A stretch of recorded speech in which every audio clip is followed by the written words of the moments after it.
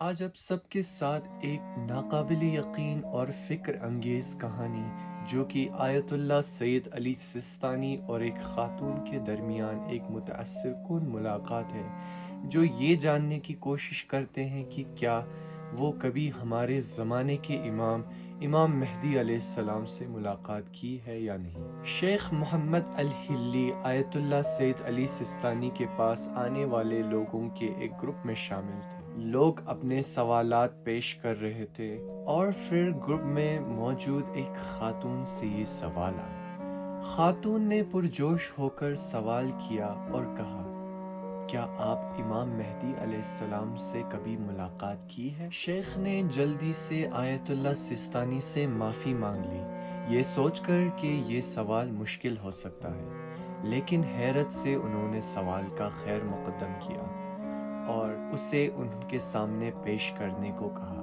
آیت اللہ سستانی نے پرسکون اور سوچ سمجھ کر جواب دیا۔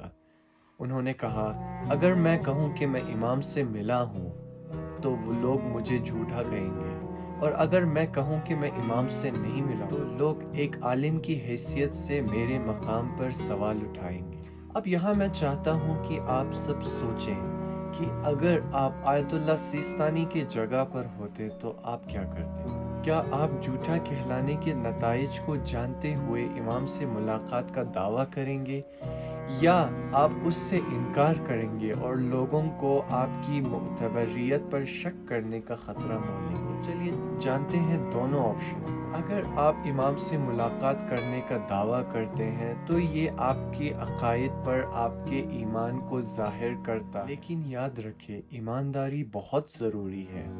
جھوٹے دعوے کسی کی اعتماد و اعتبار کو نقصان پہنچا سکتے ہیں، اور اگر آپ کہتے ہیں کہ آپ نے امام سے ملاقات نہیں کی ہے تو یہ آپ کی ایمانداری اور دیانتداری کے لیے آپ کی وابستگی کو ظاہر کرتا ہے، لیکن یاد رکھیے شک کرنے والے آپ کے علم پر سوال اٹھا سکتے ہیں۔ آیت اللہ السستانی نے فرمایا، تاریخ میں بہت سے لوگوں نے دنیاوی فائدے اور مقاصد حاصل کرنے کے لیے امام سے ملاقات کے جھوٹے دعوے کیے۔ اب آیت اللہ السستانی کے وضاحت پر بات کرتے ہیں۔ کیا آپ نے ایسے لوگوں کے بارے میں سنا ہے جو ذاتی فائدے کے لیے جھوٹے دعوے کرتے ہیں؟ ایسے جھوٹے دعوے کمیونٹیز اور افراد پر کیا اثر ڈال سکتے ہیں؟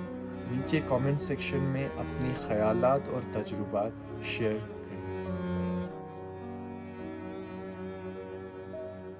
کہانی کی مورل ہمارے قول و فعل میں سچے اور مخلص ہونے کی اہمیت پر روشنی ڈالتی ہے، خاص طور پر جب بڑی اہمیت مقدس اور دینی معاملات ہو۔